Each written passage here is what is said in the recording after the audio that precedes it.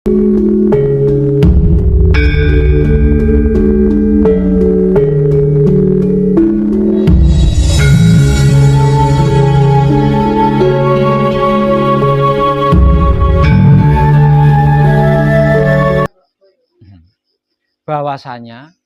pada mulanya masalah itu nggak ada, Pak.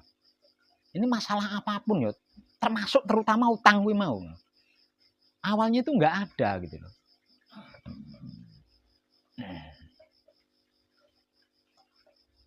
Masalah ini menjadi ada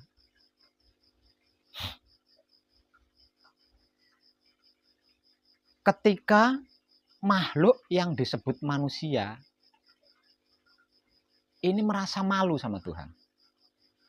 Awalnya malu, sepele banget ya, malu. Karena malu, maka terciptalah batas di situ. Nah, agar supaya bisa kembali lagi harmonis dengan Tuhan, maka manusia ini menciptakan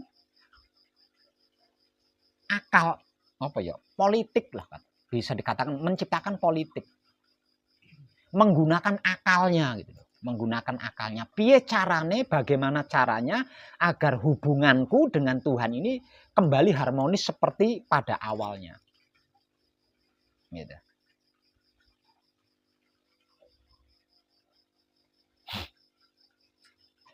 Lah, itu kan pamrih. Awalnya dari situ tuh. Kemudian dikarenakan punya tujuan, punya maksud,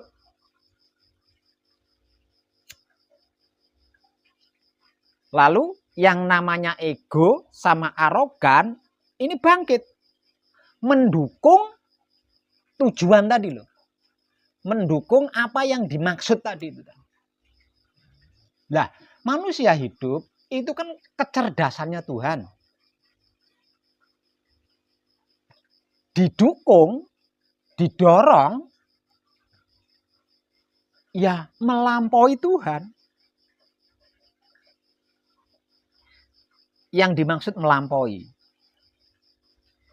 semisal contoh sini Tuhan ya, melampaui, keliwat, melampaui ya, keliwat, saking cerdas ya, saking cerdas ya.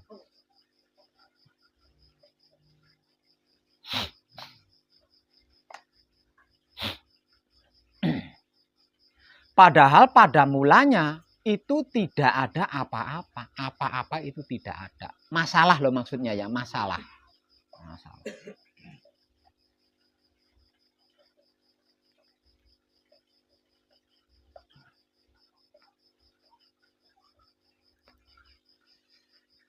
Kenapa awalnya kok tidak ada apa-apa? Dikarenakan pada awalnya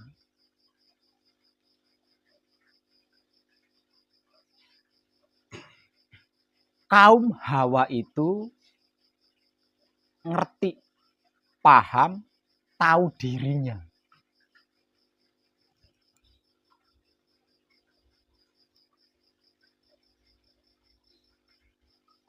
Tahu dirinya.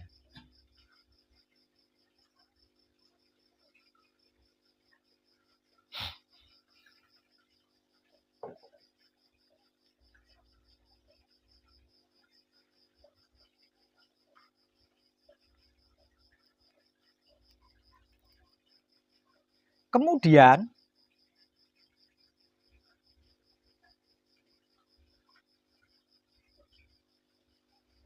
kaum Hawa,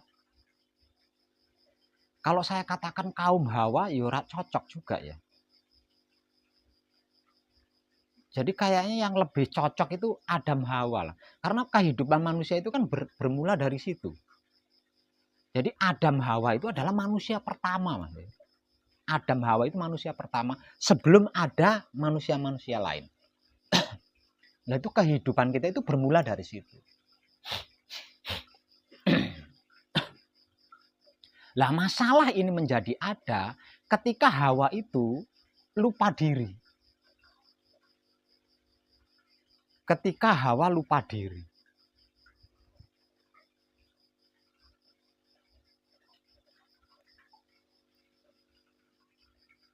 Dan ketika Hawa lupa diri, lah bermula dari sini loh. Yang namanya malu itu ada. Pertama, malu dulu sama Tuhan. Kemudian berlanjut malu sama Adam. Yang ketiga, berlanjut malu kepada seluruh makhluk. Awalnya itu mau malu tok. Dan ini dialami oleh Hawa. Nah, dialami oleh Hawa.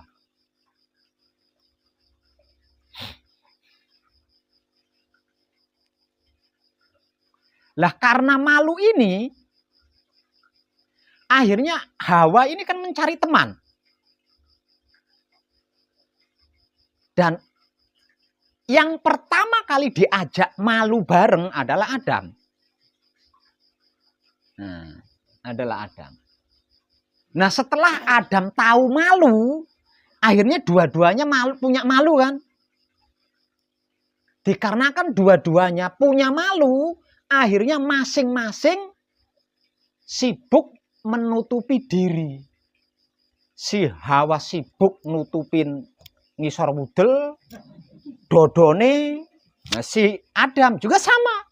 Sibuk mencari penutup kemaluannya. Lah bermula dari sini loh masalah itu muncul sebenarnya.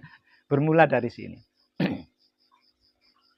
Nah itu titik mulanya loh ya, titik mulanya. Nah setelah kedua-duanya ini kemaluannya tertutupi menurut dia. Menurut dia Tuhan kan nggak bisa ngelihat. Kalau dada saya tutupi, Tuhan kan nggak bisa ngelihat. Makanya dia nggak malu kan gitu. Padahal walaupun ditutupi baja sekalipun Tuhan tetap bisa melihat. Nah gara-gara malu ini kesadaran jadi tertutup. Karena apa? Kenapa kok kesadarannya tertutup? Kalah sama ego arogan. Kalah, kesadarannya ini dikalahkan oleh ego dan arogan.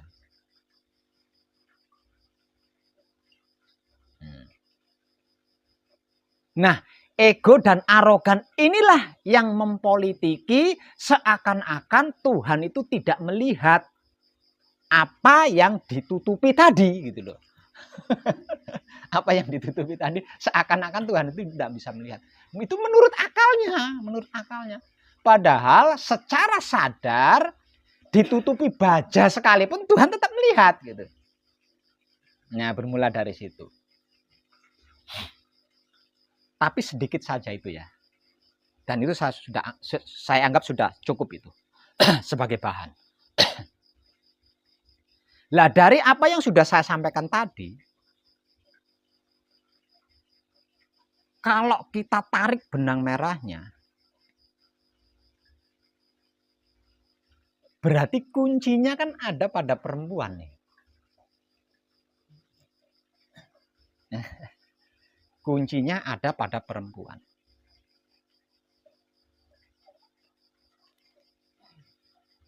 Artinya, andai saja pada awal mulanya tadi, Hawa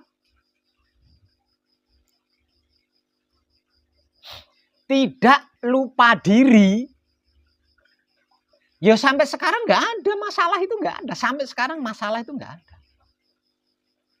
Ya. Kesimpulannya kan gitu. Ya. Berarti kalau saja sejak zaman Hawa, wanita itu tidak lupa diri, artinya tidak lupa diri berarti kan tahu diri. Sampai detik ini masalah itu nggak ada. Kenapa kalau Hawa, sejak zaman Hawa, wanita itu tidak lupa diri? Kok sampai detik ini tidak akan pernah ada yang namanya masalah? Karena kalau sejak awal, sejak zaman Hawa, wanita itu tidak lupa diri, berarti kan tahu diri. Dikarenakan tahu diri, nah piye nyejal? Karena tahu diri apa coba? Karena tahu diri pasti bisa membawa diri, bisa menempatkan diri, bisa menyesuaikan diri, bisa menjaga diri. Karena bisa membawa diri, bisa menempatkan diri, bisa menyesuaikan diri, bisa menjaga diri, dari selah mana masalah itu masuk? Hah? Dari sisi mana masalah itu bisa masuk?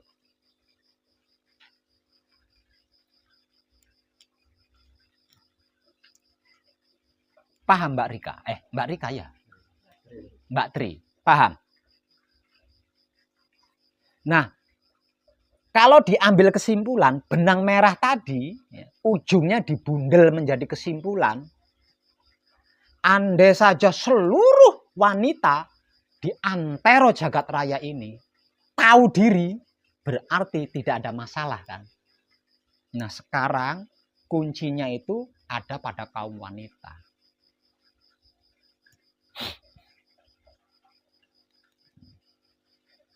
Aslinya laki-laki itu hanya ikut nanggung aja.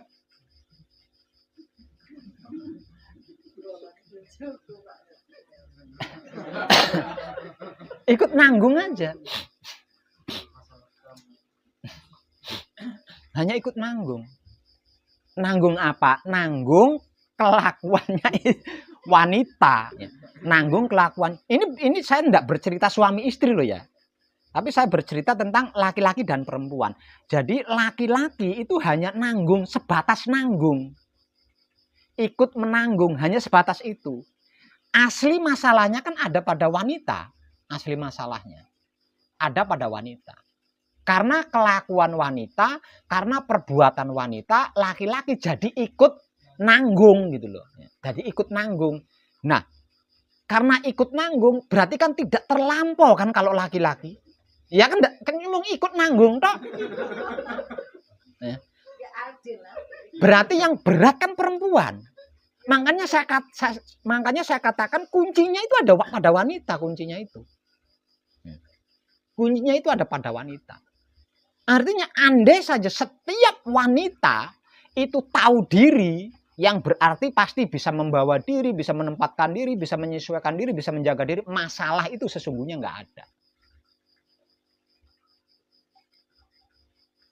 Jadi ketika ada seorang wanita tergugah tentang Wahyu Pancagaib dan ikut pengkajian tentang Wahyu Pancagaib, itu saya seneng banget, Mas. Seneng banget. Karena apa? Karena setiap diri manusia akan segera mengetahui kuncinya masing-masing gitu. Karena apa? Karena bermula dari wanita, Mas. Bermula dari wanita ini. Sebab karena itu filosofi leluhur kita mengatakan wanita itu adalah tiang negara, tiang agama, tiang rumah tangga. Nah, kalau sebuah perguruan tiangnya perguruan. Kalau padepokan tiangnya padepokan. Tidak berhenti di situ. Bahkan dinyatakan surganya Tuhan itu ada, tapi kan banyak yang nggak ngeh di sini.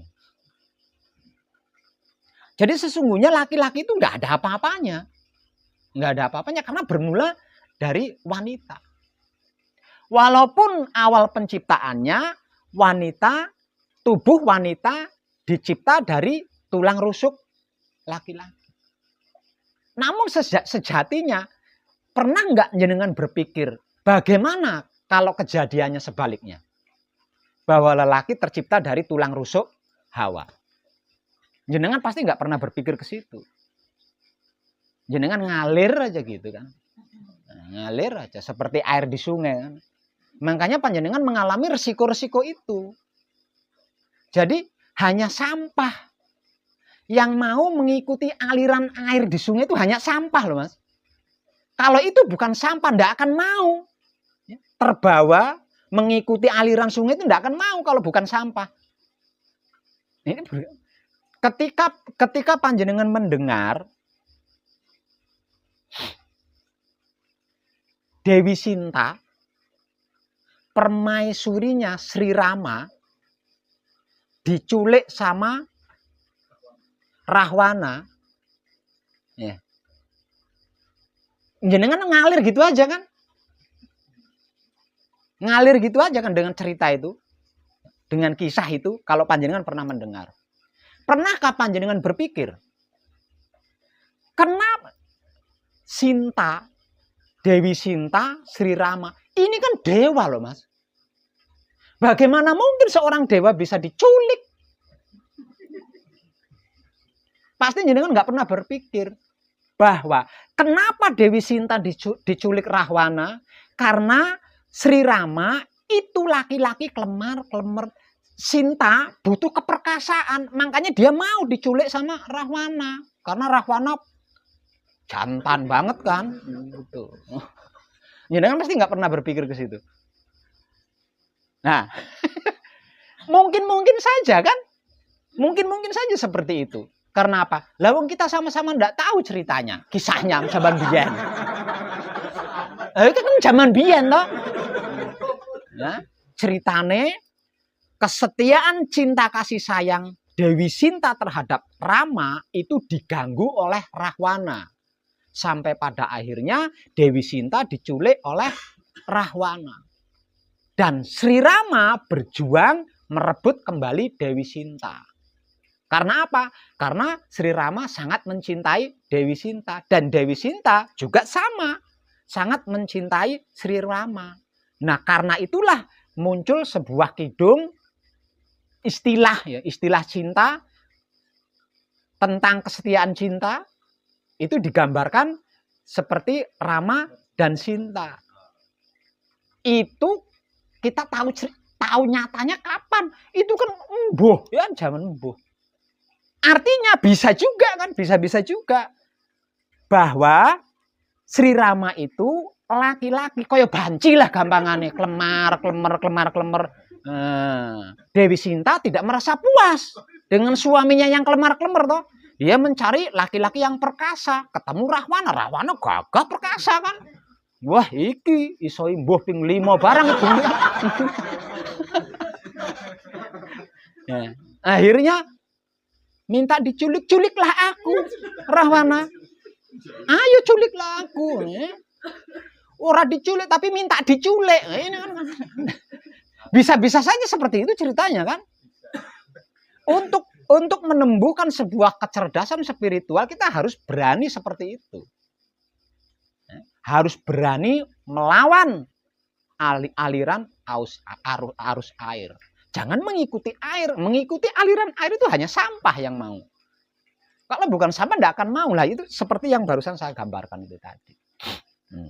Nah sekarang bagaimana kalau yang tercipta dari tulang rusuk itu adalah Adam? Kapok ya.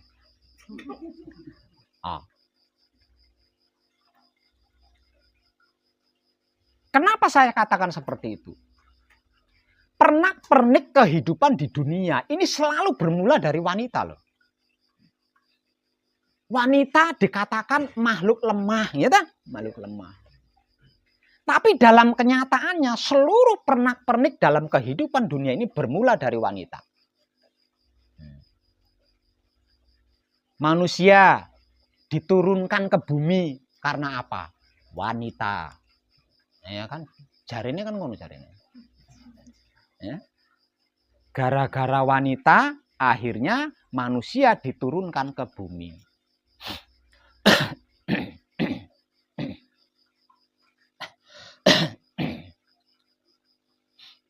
Panjenengan tahu sejarahnya Nabi Sulaiman? Manusia tersakti, manusia terhebat pada zamannya. Tapi kenapa Nabi Sulaiman kok iso mati? Karena Nabi Sulaiman tunduk di pahanya Ratu Bilqis. Wanitanya toh.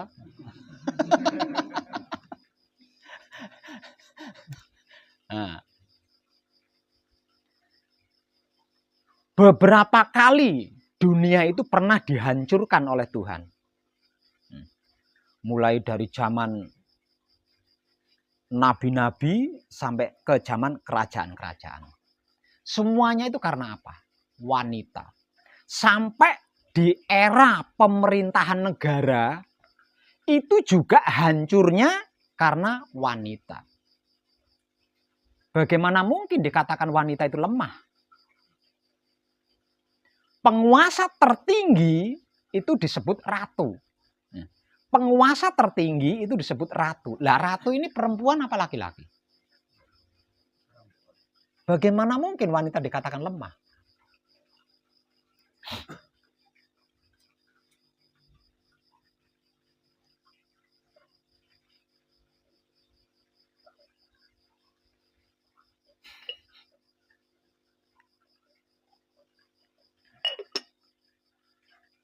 Bagaimana Mbak Tri?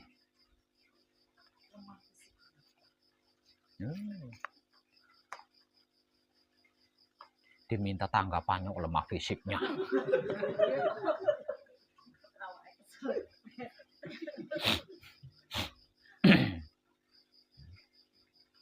Maksudnya dengan apa yang sudah saya sampaikan tadi, jenengan harus nyimak tadi loh ya. Apa yang saya sampaikan jenengan benar-benar nyimak, biar jenengan nggak gagal paham. Biar jenengan tidak gagal paham. Nah, dengan apa yang sudah saya sampaikan tadi, panjenengan siap menjadi wanita sejati-sejatinya wanita. Siap. Kalau panjenengan siap, usah panjenengan ungkit-ungkit masa lalu panjenengan, termasuk suami panjenengan loh ya. Termasuk suami panjenengan. Karena apa? Karena sesungguhnya kekuatan di dalam rumah tangga panjenengan itu ada pada diri panjenengan, bukan kepada suami. Kekuatan rumah tangga ada pada suami itu tradisi. Itu kan tradisi. Sesungguhnya ada pada wanita. Artinya bergantung kepada wanita.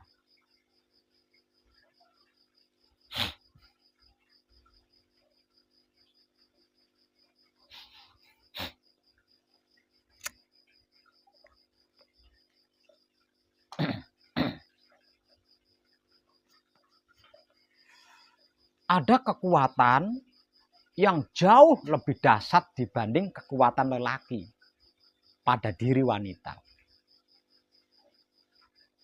Artinya jika seorang wanita mengkaji diri, kekuatan ini kan akan bangkit. Kekuatan ini akan bangkit. Tapi dengan catatan tidak seperti masa lalu lagi. Dengan catatan tidak seperti masa lalu lagi. Benar-benar harus laku murni. Setelah selesai manekung, setelah selesai gembleng, benar-benar harus laku suci.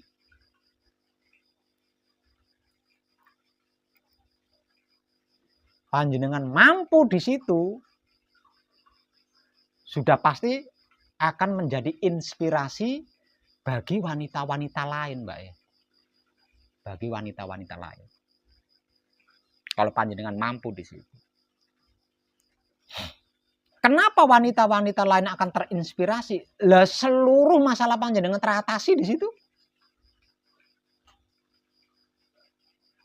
Seluruh permasalahan panjenengan teratasi di situ.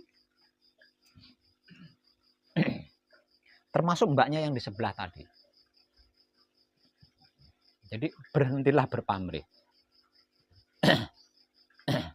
Jadi jangan protes lagi. Jangan instruksi lagi. Seperti kemarin-kemarin di WA.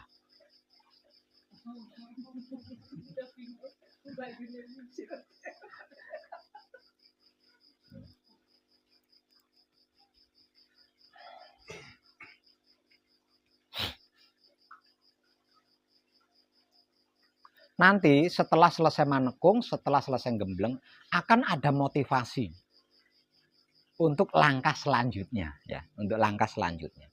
Dan lakukan itu saja. Buang seluruh pamrih agar ego arogan tidak aktif kembali. Terus ditambah, jangan berdoa lagi. Apalagi doanya rezeki mau. Simpang siur gitu. Simpang siur gitu. Jangan berdoa lagi.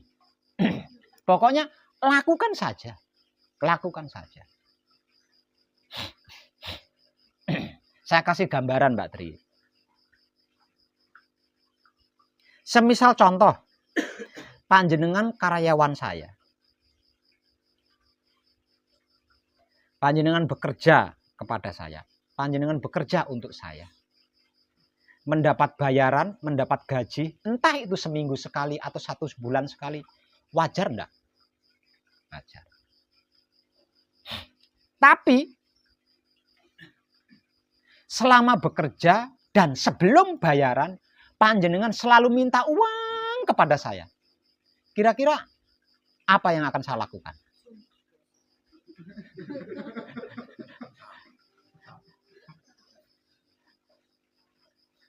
Nggak diminta sekalipun, kalau sudah waktunya gajian, pasti gajian kan? Pasti bayaran kan?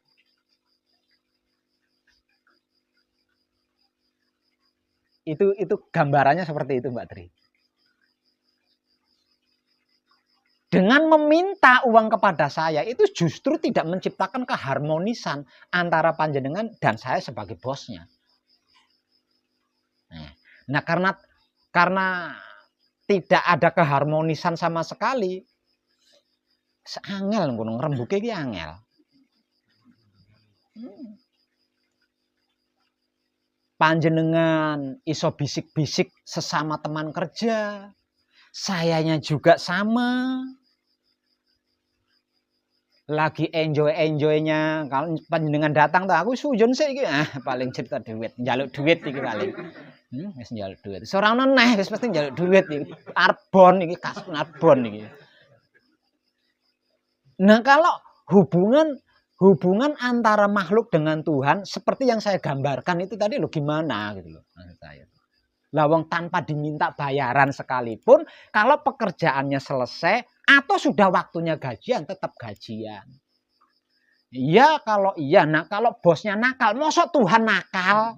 Ini kan hanya penggambaran. Nakal itu kan manusia. Waya gajian ditinggal minggat, itu kan manusia. Masa Tuhan seperti itu? Itu hanya sebuah gambaran gitu loh maksudnya. Dan jadi kan harus yakin itu gitu loh Mbak Tri. Harus yakin itu.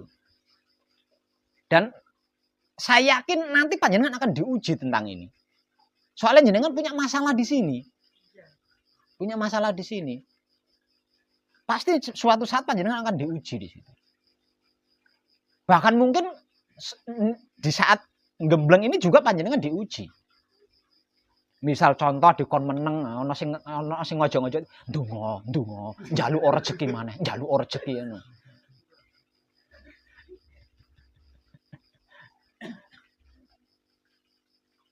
Abot lah itu. Tidak berdoa itu berat loh.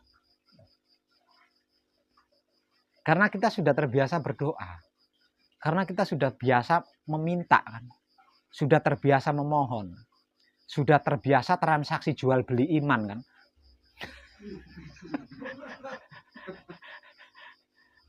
Lah menghentikan kegiatan itu kan tidak gampang. Nah, kalau sholat 5 waktu itu gimana? Sama saja. Itu juga bisnis.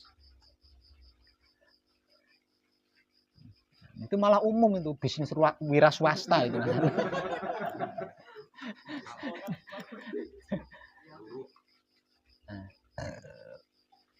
Jadi percayalah Mbak Tri, percayalah. Semua kepentingan kita, semua kebutuhan kita, semua keperluan kita itu sudah ada. Itu sudah ada. Dan yang bisa mengambilnya itu ya sedulur papat kali mau pancernya kita sendiri, bukan akal kita. Bukan akal kita. Jadi Kalau saya manembah tidak berdoa, bagaimana mungkin Tuhan bisa tahu kalau saya punya keinginan? Tuhan itu iya ya. Aduh. Mahal.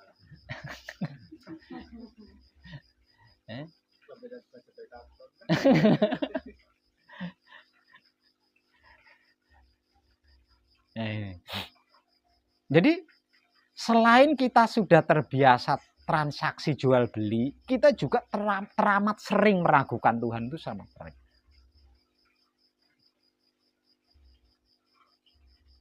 Nah karena itu akhirnya ya kita mengalami seperti ini.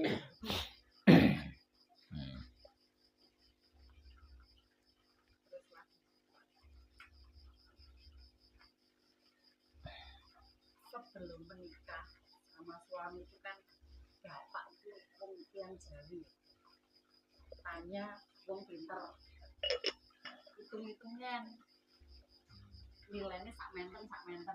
Nah, dari kakak saya yang ada 8 itu semuanya ada urai bahasa bapak itu Ya. Surah kali dan ini luar biasa. Kalau tunggal yuk biasa aja tapi udah untuk malih sing tujuh orang anak lah sing paling murah ono nilainya itu saya ya temenan saya itu mulane melarat dhewe.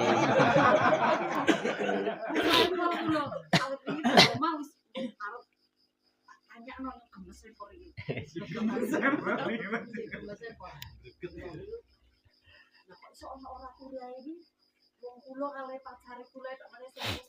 Lah ora diimbui ora turah. Jajal diimbui. Lah iku laene dinten iki kali dinten iki. Ora turah ngeten lho lah. Terus saya harus gimana? Saya udah jatuh cinta pada dirinya. Ya berarti resiko kan miskin kuwi. Majane ojo kok.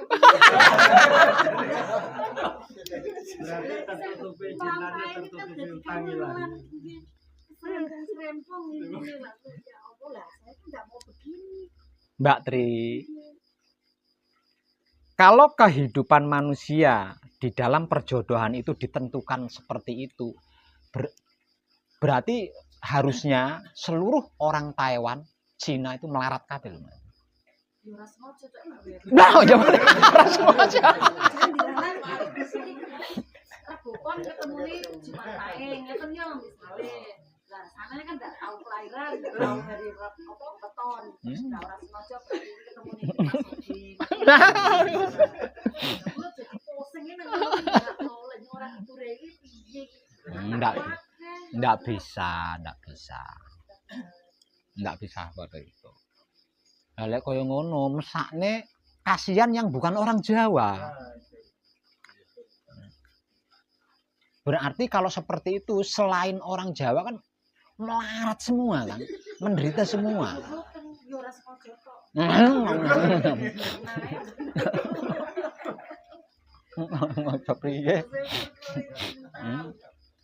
Tapi dalam kenyataannya kan tidak, justru selain orang Jawa itu banyak yang sukses kan. Malah wong Jawa melarat-melarat. Ya. Nah itu sing ana hitung-hitungane malah wong Jawa melarat-melarat. Ayo. Itu kaya-raya semua. Makanya itu dimusuhi. Bukan dimusuhi, Pak. Wes pokoke diolong kabeh. Diolong kabeh. Wonten.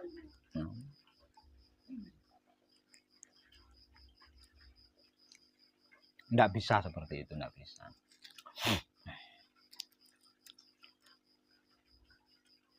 Yang pasti itulah prosesnya panjenengan untuk bisa ketemu Wahyu Pancagaib. Itu prosesnya panjenengan. Itu perjalanannya panjenengan untuk bisa ketemu Wahyu Pancagaib, untuk bisa ketemu Wahyu Pancalaku yang menjadi jati diri panjenengan. Nah, kalau yang mengalami saudara panjenengan, mungkin saudara panjenengan yang ketemu Pancagaib, panjenengan enggak.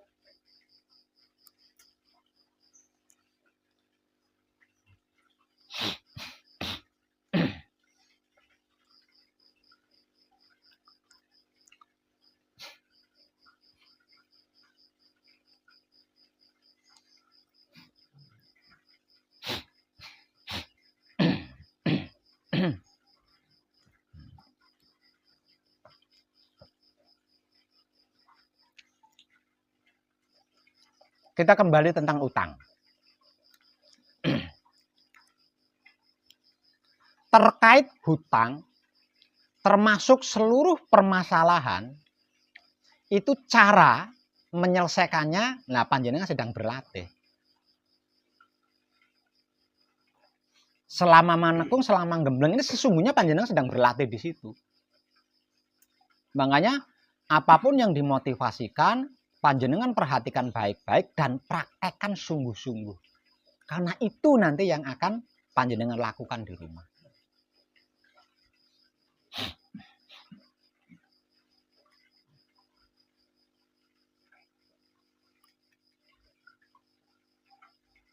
Jangan takut Mbak Tri. Panjenengan bisa lebih sukses dibanding saudara-saudara panjenengan. Tapi dengan catatan jangan berkehidupan seperti masa lalu lagi. Jangan, panjenengan harus laku suci menuju abadi. Harus laku suci. Karena dari sekian banyak keluarga kan yang terpilih jenengan, yang dipilih ke sini kan jenengan. Berarti kan ada rahasia yang luar biasa di situ itu. Kenapa kok harus jenengan gitu, wong jenengan ndak sendiri.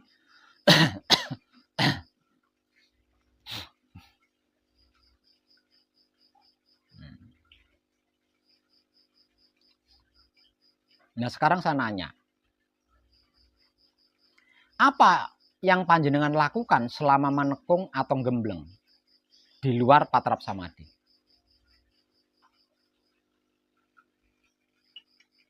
Apa yang panjenengan lakukan selama manekung atau gembleng ini di luar patrap samadhi? Setelah melakukan patrap samadhi, nah itu apa yang panjenengan lakukan?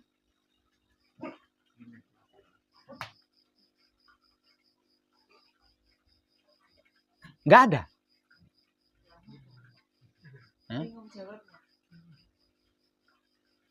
Panjenengan malam ini di tahap berapa?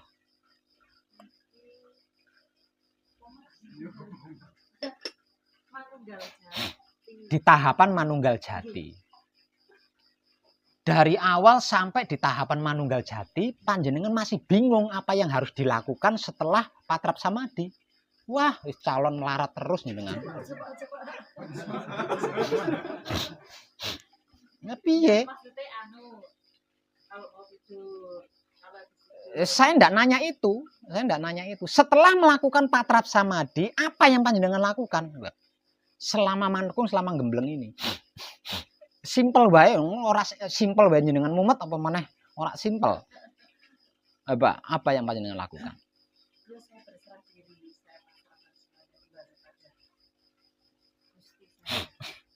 Kok bisa begitu?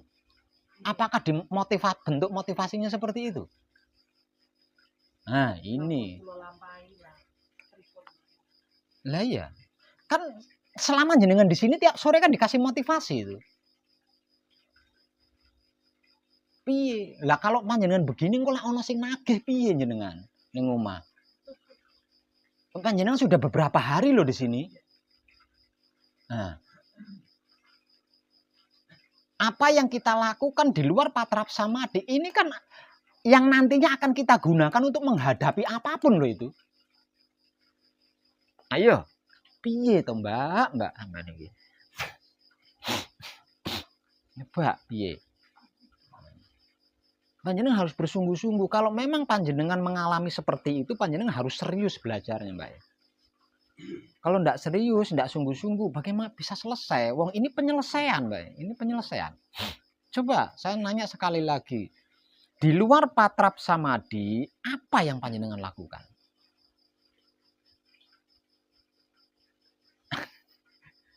Piye, Mbak?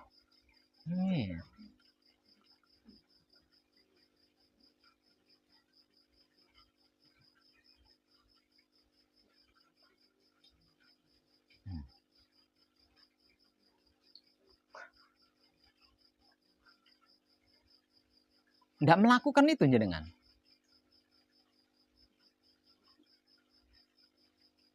Jenengan diberi motivasi, Di dalam hal apapun, nikmati rasanya pergerakan, nikmati rasanya kelakuannya sendiri dengan kesadaran cinta kasih sayang hidup. Jenengan melakukan itu enggak?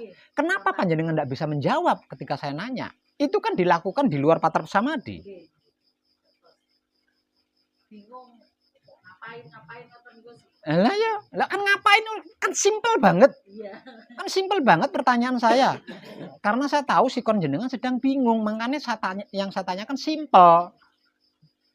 Mulai tak engko bar adus pas bingung jenengan.